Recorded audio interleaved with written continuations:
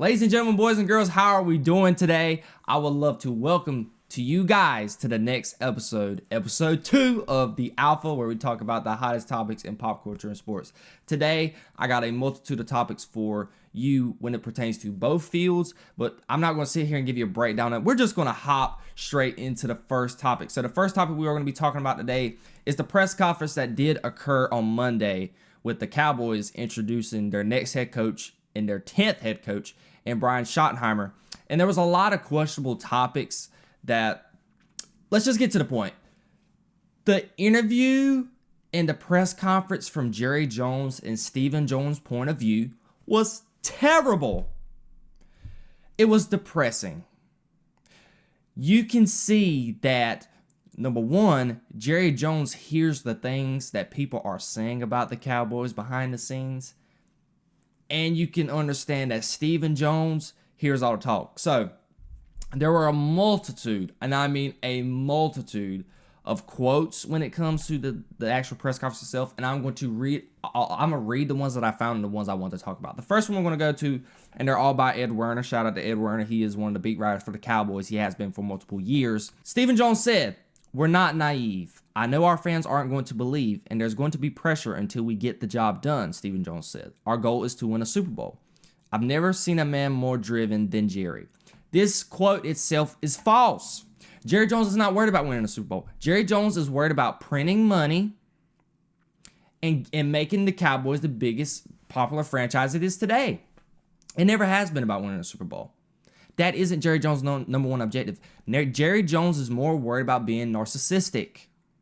He wants to be in control. He wants the coach to be a puppet so he wants to win a Super Bowl just so he can say he did it. Jimmy Johnson was the reason why the Cowboys won those Super Bowls.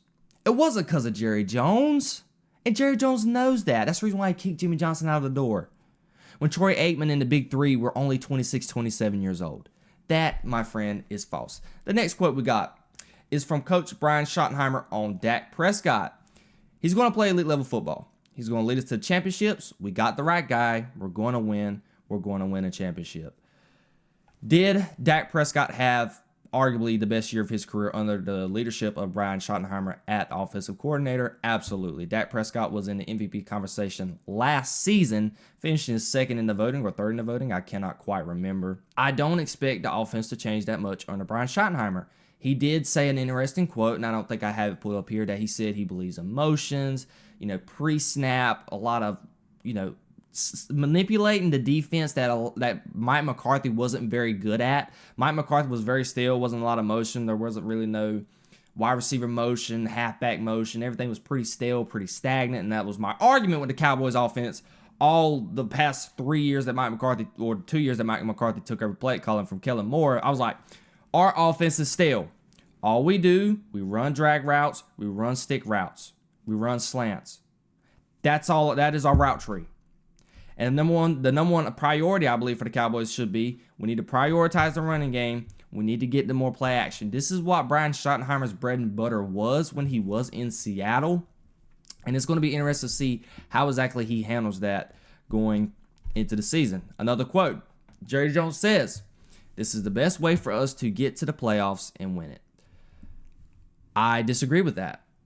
I think that Deion Sanders should have been the man for the job. They needed a culture shift. Deion Sanders was that guy to be able to do that.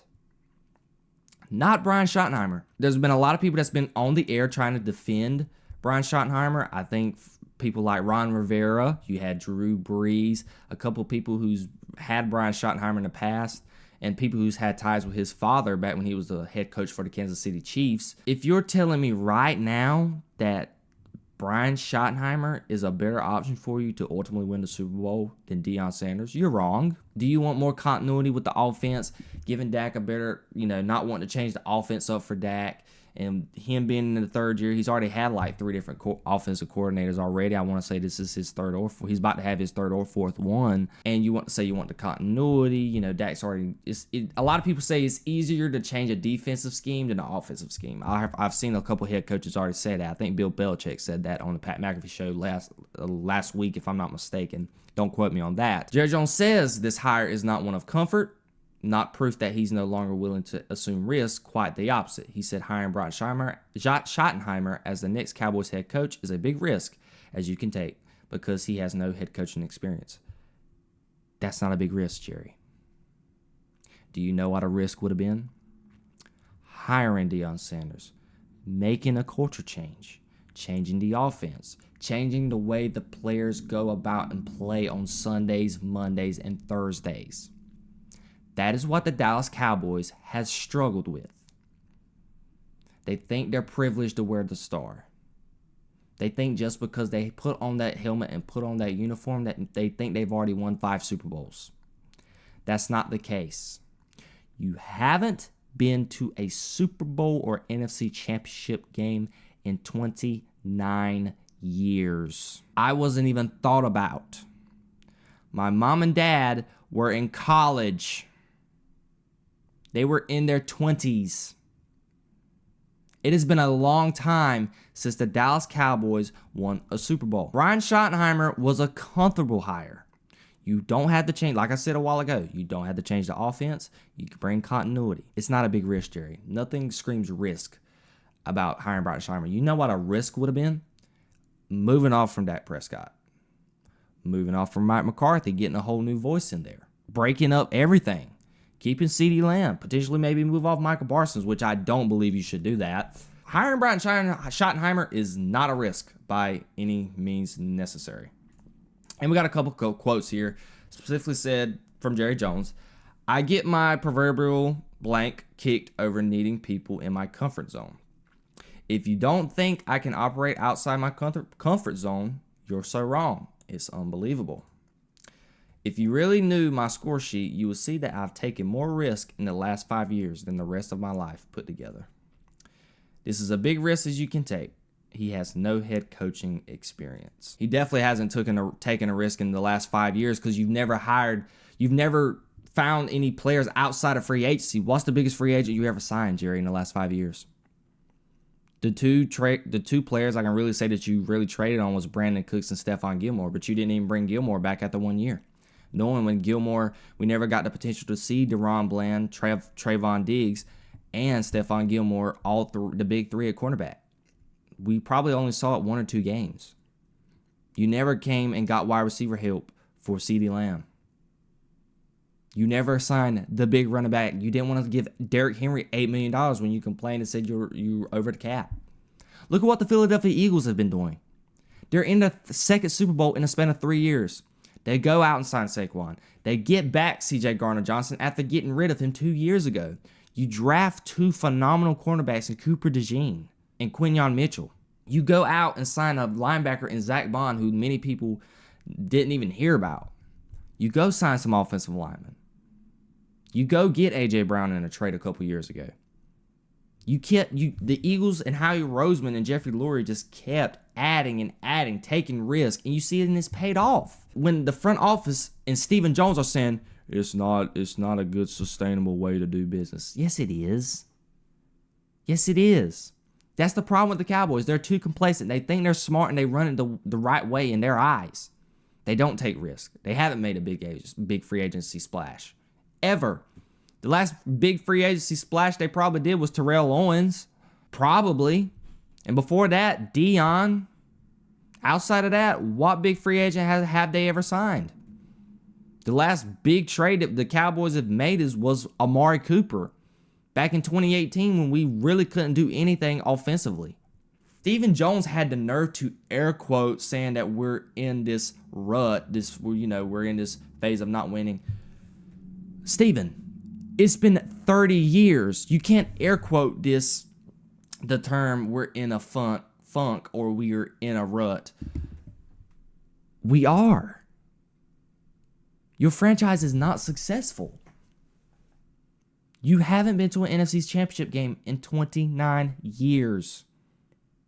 You haven't assembled a good enough roster to help your quarterbacks out.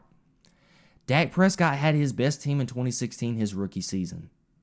He has not, in my argument and in my opinion, he has not had a team that well since then.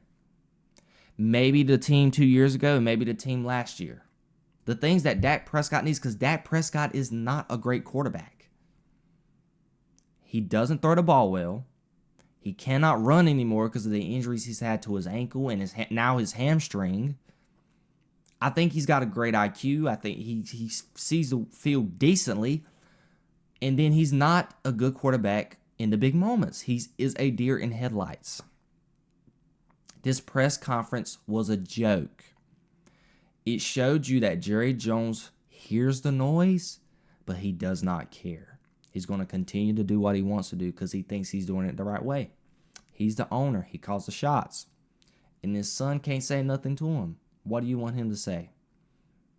He's made the franchise the #1 most popular brand in sports. Nothing is going to change. Stephen Jones might be smarter than Jerry, but he has no say. Because Stephen Jones has made some foolish quotes because he's been on the record saying the Rams and the Eagles' way of running business isn't sustainable. He literally said about the Rams 2 seasons ago and said around this time they would be in a rut. Guess what? The Rams were in the division round of the playoffs. And they gave the Eagles a run for their money. If it wasn't for that weather, I think the Rams could have possibly won that game. But it goes to show you why the Dallas Cowboys are a clown franchise right now. And it's not going to change until Jerry Jones sells the team. And that's all I have for that. So Captain America 4 is on its press tour getting ready to promote their next movie, Captain America: A Brave New World. We know the past drama with this film when it comes to 4 rounds of reshoots, adding characters. Really haven't been able to get the right script in for the film, adding Thunderbolt Ross.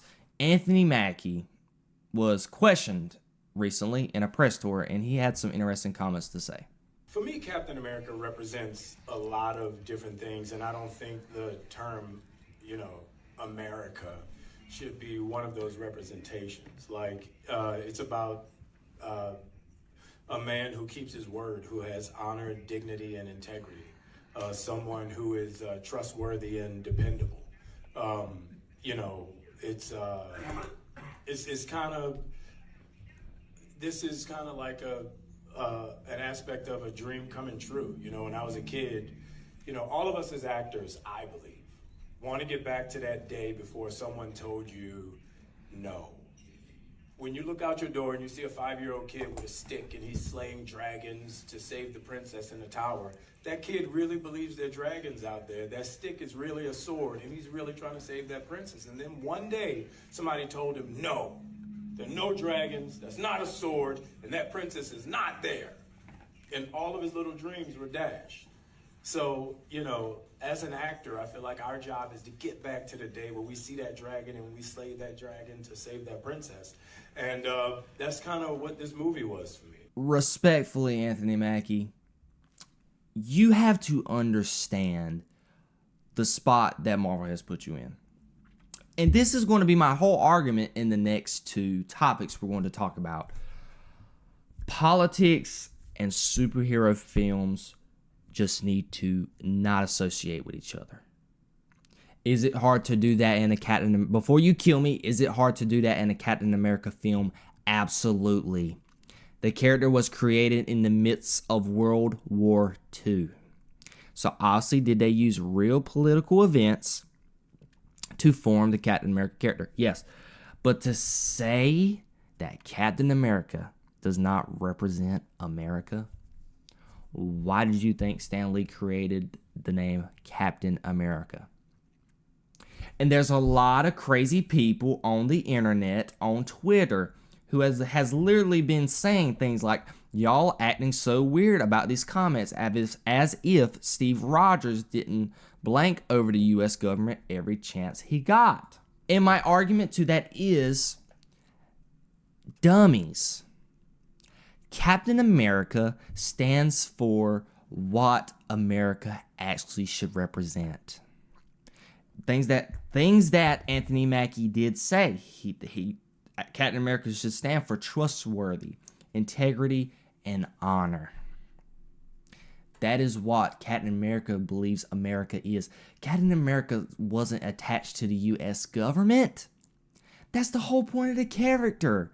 Captain America symbolizes what America should be. So, His point of him being that hero is he is saving the world, and he is showing the American people and the world itself, saying this is what America and being an American should be. That is the point that Anthony Mackie does not get in his quote. I don't understand why every movie and action that comes out nowadays in Hollywood, when it comes to entertainment and the comic book industry, everything is political. Why can't we just go back to the days where everything was fiction? The point of Steve Rogers' character in Winter Soldier and Civil War, specifically in the Winter Soldier, the U.S. government was corrupt by Hydra. So what did Captain America do? He fought for the people. He fought for America. Same thing like the Civil War. They got in an argument over the Sokovia Accords. Captain America didn't believe that's what was in the American people's interest in thinking that the Avengers should be overhauled by the U.S. government. So Captain America fought against that. Captain America has never been just U.S. government based. Never has been. Does he work with the U.S. government? Absolutely. Because Captain America's character has always been this divide and this getting connected with the U.S. government, trying to get them in the same ideals. So when Anthony Mackie says this quote, he's uneducated. He's sticking his foot in his mouth. This movie has had the worst publicity and the most problems ever since the first trailer came out. And since the first trailer came out, it's been smooth sailing. You haven't really heard anything. And then wham! Anthony Mackie just drops another bomb. You're forcing people not to go watch your movie. Anthony Mackie, I've said it plenty of times. Am I a fan of going into this movie of the fact of just this storyline with Captain America? I'm not. It has nothing to do with him getting the mantle of Captain America, even though the general public don't like that idea. And his comic book itself, a lot of people, the argument they use for this is that, yes, Sam Wilson gets the Captain America helm in the comic books, but guess what? That comic book has never sold well. So, when you make this movie, you're going to get bad publicity for it. So what Anthony Mackie should be doing is helping his movie out. Just shut your mouth, talk about the movie, and leave the politic part of it out.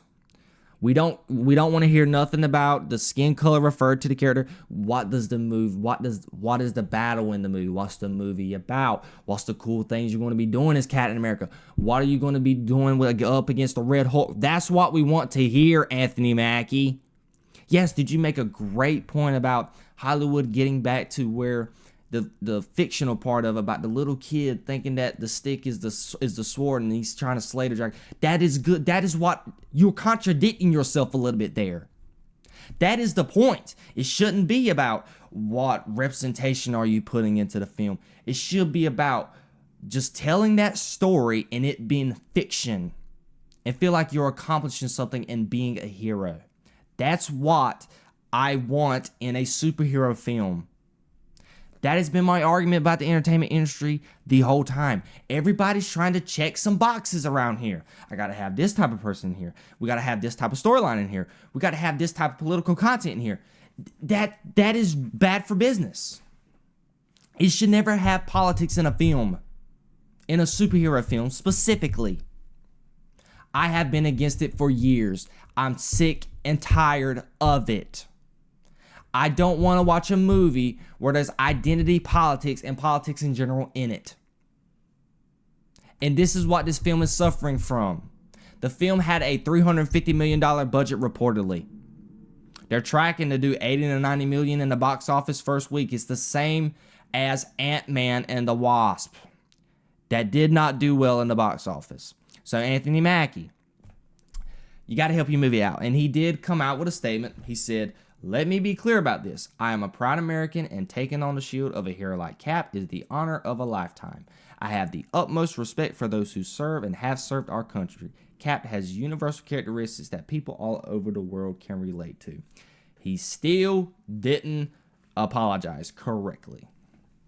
There's nothing in there that says, I'm sorry that Captain America is actually an American and holds up the ideals of Captain America. He's simply saying, yes, I'm a proud American and Cap is a hero and it's an honor to play him. That's got nothing to do with the quote you just said. Promise you right now, during the movie, there's going to be some type of identity politics in there. You can book it. I can hear it now. You know you're a black man playing Captain America, right? You know what that means. I can see it now. It was in Falcon and the Winter Soldier. I rolled my eyes the whole time. I'm waiting on it to happen. There has been quotes about Anthony Mackie and them saying this is going to be old school Marvel. We're going to have to wait and see. We're just going to have to wait and see. Do I believe him to a certain degree? Absolutely. The architect of Marvel himself even said that. But I might just have to wait and see because I know this movie is going to be political. It's literally about the U.S. government, and it has the president in it. And you have an African American playing Captain America. And in this day and age, in 2025, that screams, I already know the movie's going to be woke. And then he came out with a quote today saying he wants to play Captain America for the next 10 years. Good luck, bud. You're going to be lucky to even get out of this first film. I'm going to be honest with you. Once Marvel sees the money they make, probably with this movie, I don't know if you'll be playing Captain America much longer. You probably will when going into the next two Avengers movies, but you're not probably going to get another solo project. Even this guy says it here. First, Anthony Mackie says Captain America shouldn't represent America. Then he says a race doesn't matter and kids should look up to heroes for character, but also says that black kids need a black Captain America. This just isn't bad media training. He has completely lost the plot. And it is Anthony Mackie, and I quote, I feel like it's just as important for black kids to see a black Captain America as it is for white kids. Growing up, one of my favorite superheroes was Green. It wasn't about race or anything. It was about him being a good guy trying to do the right thing. That is contradicting yourself in your own quote. You literally just said, is it important for black kids to see a black Captain America as it is for white kids? But you said, growing up, one of your favorite superheroes was Green, and it wasn't about race or anything. So, a black dude playing Captain America should not matter. That is essentially what you're saying. He said it is very important for kids of all races to be able to watch something and have someone to look up to no matter what they look like. And see that the package comes with a good human being as opposed to what they've been perceived as by someone else.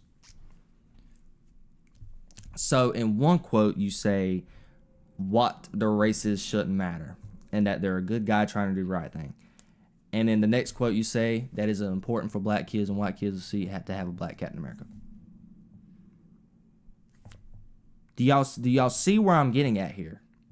Do you see why it is important for us to get away from this idea of needing to check a box? It does not matter if a white or black kid sees a black Captain America. Why does that matter? We care about the character. It does not matter about the race of the character. It never has been. My problem is, if the character is historically supposed to be a certain race, it shouldn't be race swapped. But this isn't the instance in this Captain America story, obviously, because this has been in a comic book. So this is comic book being transferred into film. I have no problem with it.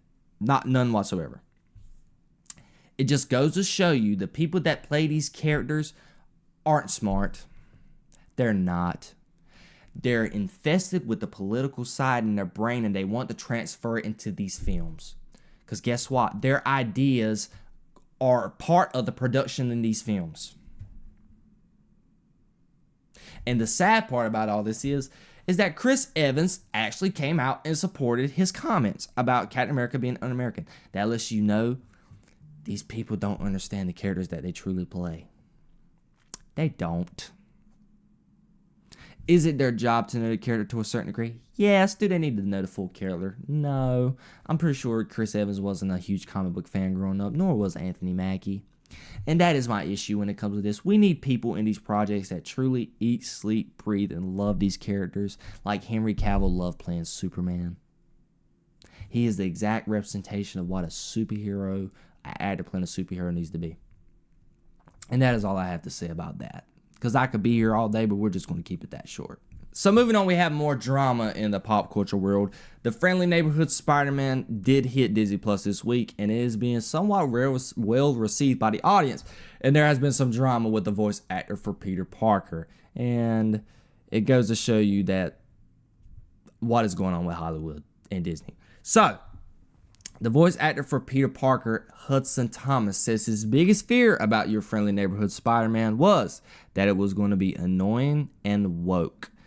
And it wasn't. It's so well written. Then, a trusty source from Discussing Film, I haven't watched the show. So, Discussing Film themselves, the biggest media outlet when it comes to reporting news, an actual person who works there or owns this Discussing Film itself, says, now that the first 2 episodes are out, and I can say that Hudson Thames, I don't even know if I'm spelling his name correctly, comment becomes even more stupid, because if we have to judge this show in this scenario on a woke meter, then it is super woke. Alan Hudson is way too jobless to be worried about if his Spider-Man show is woke. And lastly, we're going to talk about the showrunner, Jeff Tramiel, says he thinks Peter Parker actor Hudson Thames misspoke when he said that he was scared the show would be annoying and woke. This is what scares me about the entertainment industry. They know it's woke, but they don't care. They're going to write the story how they want to, and they're going to do what they want to. The director for this show, I don't know if he was the writer or the director. I don't know. He was in the intro trailer that they made for the film. And I looked at his stuff. He doesn't even have no big projects. He's done nothing. Do you want to know what some of the projects that he's done in books that he's wrote been about? Identity politics. There you go. I've saw clips already. The Lizard is a woman. There is a racial profiling story in one of the episodes. One of the characters are part of the LGBTQ community. So yes, they're checking boxes. Like I said was going to happen. Guess what? Norman Osborn is race swapped. So is Harry. And you mean to tell me, Hudson Thames, that you didn't think by reading the script that it wasn't going to be woke? Really? I just don't understand. These people know that these projects are going to be woke, and yet they have no say-so about it. Because the guy in the film industry literally said he's way too jobless to be worried about if it's woke or not. That is the problem with the entertainment industry. They're literally saying that you have no say-so in what you're writing or what you're playing as or voicing unless you're one of the higher-ups. This lets you know projects are influenced by the characters that play them. So if you're a little actor like Hudson is, you got no say-so. However the director writes the character, that's what goes. So if an actor, say for example, Chris Evans believes in certain type of politics, his political ideas is going to be influenced in that comic book character, and that is a sad reality to live in. It really is. Because guess what? Majority of Hollywood is woke. Do I have hope in the entertainment industry and in comic books eventually pivoting to a brighter and brighter direction? Absolutely. But will I think it will happen? Absolutely not. Do I believe their hope? Is there hope in me? Yes. But part of me don't believe it. It's just the state of the world we live in today. I tell everybody, cherish what we had before. Because what we will continue to have in the future isn't going to be nowhere near the same. Will I be shocked? And do I want to be shocked? Absolutely. I want a Spider-Man show that is authentic. I want a Spider-Man show that is made for the fans.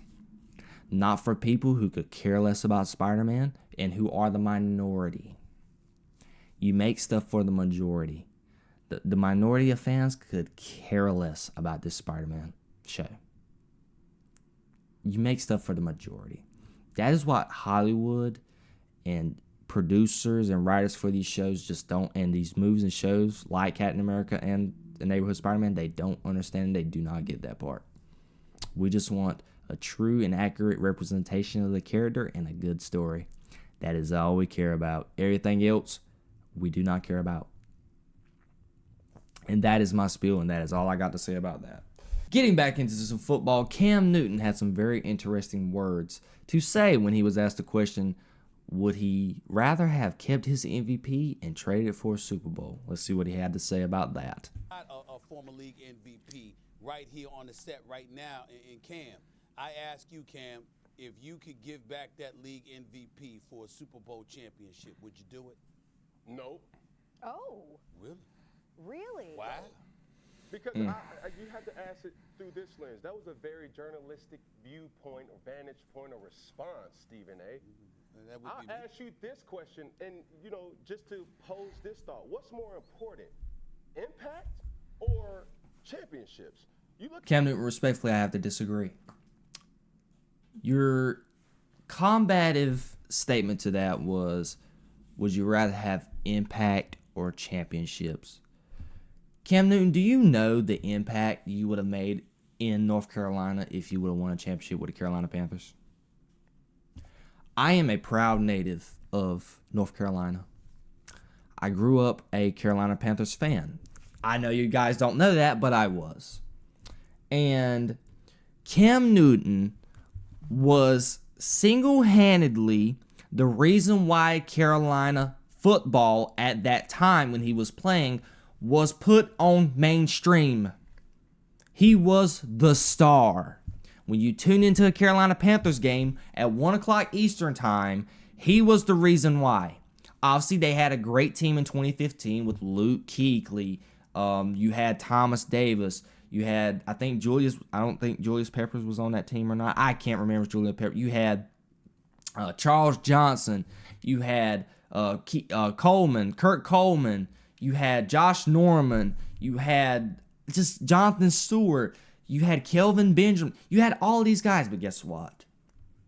People gravitated towards Cam Newton because he was the star. When you walked into Bank of America Stadium, you were going to watch Cam Newton. When you saw the Carolina Panthers jerseys out there in the stadiums, it was because of Cam Newton. And they were only wearing Cam Newton jerseys. I promise you that. You had some Greg Olsons here or there. Cannot forget about the great Greg Olson, great tight end. His Hall should be going into the Hall of Fame. But the impact you would have made if you could have brought that championship to Charlotte back in 2015, you would have been a legend in Charlotte, in North Carolina. Granted, you already are to a certain degree, but you're talking about a town who has the Hornets and the Panthers. The Hornets have never even been close to being great. Maybe back in the day when they had Muggsy Bogues and Alonzo Mourning, maybe. But ever since after that, when they changed to the Bobcats, and then you had the stint with Kemba Walker. Kemba Walker is a legend, for Christ's sakes, around here. But the Carolina Panthers has been to 2 Super Bowls. And you were part of one of them, the reason why one of them went to the Super Bowl. That season was legendary. And to sit and say that you would rather worry about winning an MVP that season instead of winning a championship for the city of North Carolina is a bit selfish. Is it a personal accolade that every person in the NFL probably wants to have? More than likely. But to sit and say and not think about the impact that you had in the community, the impact you had in the city of Charlotte, the impact you had in the Carolinas themselves. Carolina fans nowadays are hurting right now. They don't have a team to cheer for. They don't have that big star that they once had. And that's what you were, Cam Newton. Do you not understand that? So to sit and say, would you rather have impact or championship? Championship brings the impact. That is the main goal of playing in the NFL. For a fan, from the fan's perspective, every player that puts on that jersey should think about the fan, not about themselves. Because guess what? us fans, if you didn't know or not, we eat, sleep, and breathe our teams. I love the Dallas Cowboys. The day that they win a championship, I'm going to cry. I'm going to cry my eyeballs out like I've never cried before. I'm going to be as happy as I'm never going to be happy before. That day, I could go burn $1,000, and I wouldn't think twice about it because I would not care. That is how much we love sports. That is how much we love our teams. And I know the Carolinas love the Panthers. I have so many Panthers fans I have so many friends that are Panthers fans. And to think of what they would do for their team to win a championship, it is insane. The amount of people that don't have no hope in this franchise right now, that would all be alleviated if they known 10 years ago, man, we got a Super Bowl with Cam. They have something to lean on. Do they still have something to lean on to a certain degree? Absolutely. But it's a bit selfish, in my opinion, of Cam to not sit and think that the impact he could have made by winning a Super Bowl and bringing a Super Bowl to the Carolinas, it's just disappointing because he is a star attraction. He was the reason why we watched the Panthers. And for him to think this and think that his MVP was more important than winning that Super Bowl, it's disheartening. But still, though, I think us people in the Carolinas and those who enjoy watching the Panthers back in the day, we should still commend this man. Because right now he is being blackballed by the organization, in my opinion. He's never invited to any of the functions. He's not being embraced by the Carolina Panthers anymore. I don't know why. He's never really invited to anything. Hopefully he'll get into the Carolina Panthers Ring of Honor. I don't know if he'll ever get into the Hall of Fame. Just the impact that Cam Newton had on the NFL itself, I think that should put him into the Hall of Fame. He's an MVP winner. Statistically, I know it's probably not there, but I think he should get into the Hall of Fame, and he should be part of the Panthers Ring of Honor. I just want the city and just Carolina itself to just want this dude part of the organization, let him get it back on track, because the Panthers are just struggling right now to find themselves ever since he has left the building in 2018, and ever since they did trade away Christian McCaffrey and DJ Moore, they don't have a player to cheer for. They like Bryce Young, but he's not Cam Newton. He's not any Jamar Chase, Malik Neighbors. They don't have that star that they just want to be able to cheer for and buy their jersey. Outside of Bryce Young, whose jersey are you buying? Derek Brown? Really? Xavier Legette? Catch some footballs. It's just disheartening to see that he made this quote, but hopefully the Carolina Panthers will continue to embrace him at some point in the future. Now, moving on. So recently there have been reports that Mike McCarthy has taken himself out of the coaching circle, and he is going to take a break in the 2025 coaching hiring cycle. And with this news came rumors saying that Jerry Jones didn't want to give Mike McCarthy 5-year head coaching contract, which is what Mike McCarthy was wanting. Mike McCarthy's tenure with the Dallas Cowboys came to an end in part because he couldn't agree to terms on a new contract. But it hasn't been clear until now exactly what the difference was between the two sides. Per Todd Archer, Jerry Jones didn't want waiver on his offer of 3 years, while Mike McCarthy was seeking a 5-year deal. Financial terms of the Cowboys' offer to Mike McCarthy are unknown. The Cowboys officially announced McCarthy wouldn't return as head coach in a statement from Jones on January 13th. NFL Network's Tom Pelissero reported at the time the split was because the two sides couldn't agree to terms on a contract. Now, I'm not really going to talk about this aspect of it. Obviously, Jerry Jones probably didn't want to give Mike McCarthy 5 years because Dak Prescott's only got 4 years left on his deal. So maybe I think this puts into question, is Jerry Jones just going to use Dak Prescott for 3 years, then try to get off of him in those 3 years and try and trade him on his last year of his contract? That's an interesting thought to think about when he says he was trying to give Mike McCarthy a 3-year contract. And then the other part you think about is CeeDee Lamb's got another 5 years left on his deal, so obviously Mike McCarthy's still going to be there with CeeDee Lamb. Maybe that aspect of it. But the aspect that I really want to talk about is why Mike McCarthy has not got a head coaching job. And the only two jobs he's really been in the run for was the Bears and the Saints. The Saints job, and we're going to talk about it with Kellon Moore, is not appealing at all. It is, there are over the cap. We'll save that for the Kellon Moore point of view. But obviously, the Saints is a bad job to take. And we all know Ben Johnson is a better candidate right now than Mike McCarthy for the Bears. So the Bears went with Ben Johnson. So does this put into perspective of, did Aaron Rodgers really make Mike McCarthy? Not to say Mike McCarthy isn't successful, but did Aaron Rodgers help bolster his success and make him the coach that he needed to be? Because when Aaron Rodgers, when the Packers fired Mike McCarthy, there was a lot of rumors going around saying Mike McCarthy was the problem, and Aaron Rodgers, he was tired of Mike McCarthy's ways. His play calling wasn't the best, and that's the reason why they inevitably moved off from Mike McCarthy. And then when he got the Cowboys job, he made this thing about, yes, I took a year off, I found myself in football, and now I'm ready to coach again. Maybe he might use that same spiel this time and when it goes into the next coaching cycle of next year. But you have to just sit and think, is Mike McCarthy as good of a coach as he makes it out to be? Obviously, is it hard for a coach to work with less and not enough talent? Obviously. Mike McCarthy led the Cowboys to 3 12-win seasons. That is hard to do in itself in the NFL. But guess what? That came with no postseason success. Does a lot of that have to attribute to the players? Yes. But guess what? Our players were not put in the right position to win any of the games in the playoffs. They were undisciplined. You could tell they were not cultured right. And they just looked like they were unprepared, sloppy.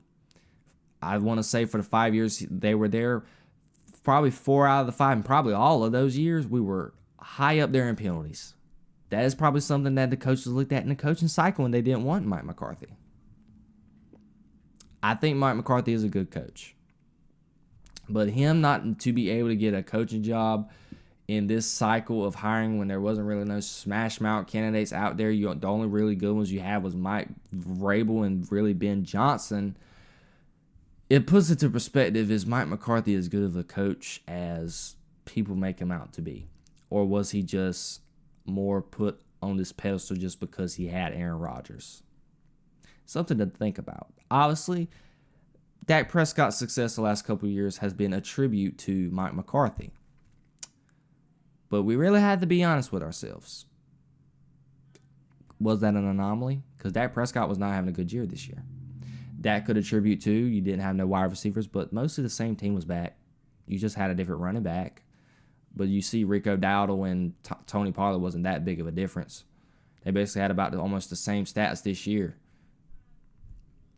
It's something interesting to think about. And obviously the Saints' job is not appealing to take. So seeing that Mike McCarthy couldn't get a coaching job in the cycle of hiring that we had in the NFL this offseason, I don't know what job's going to be available next season. I imagine it's probably not going to be the best job in the world.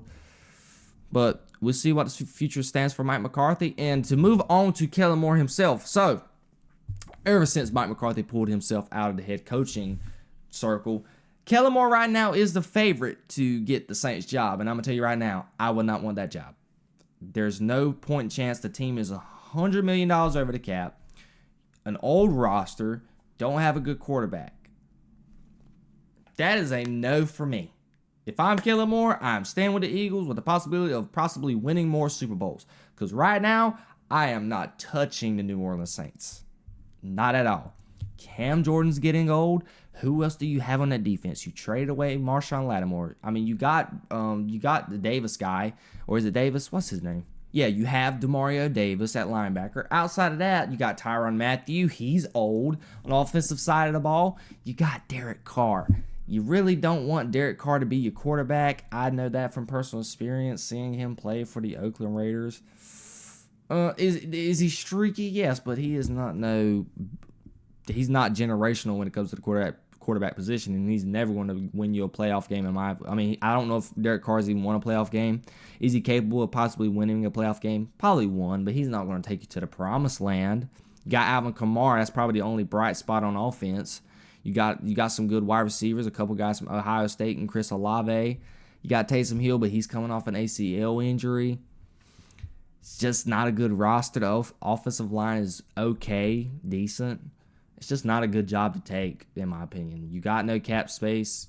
You're obviously not going to get no free agents. You're going to lean heavily on the draft. You know, a lot of people might say the Bayou in Louisiana is not a good place to want to play at. It doesn't even matter because you can't even get free agents. So it's a bad situation to be in. So in my opinion, I think Kellon Moore should stay with the Eagles with the possibility of them possibly going to another Super Bowl next year. We'll have to wait and see how the events turn out next Sunday. But if I'm Kellon Moore, I'm not taking this job.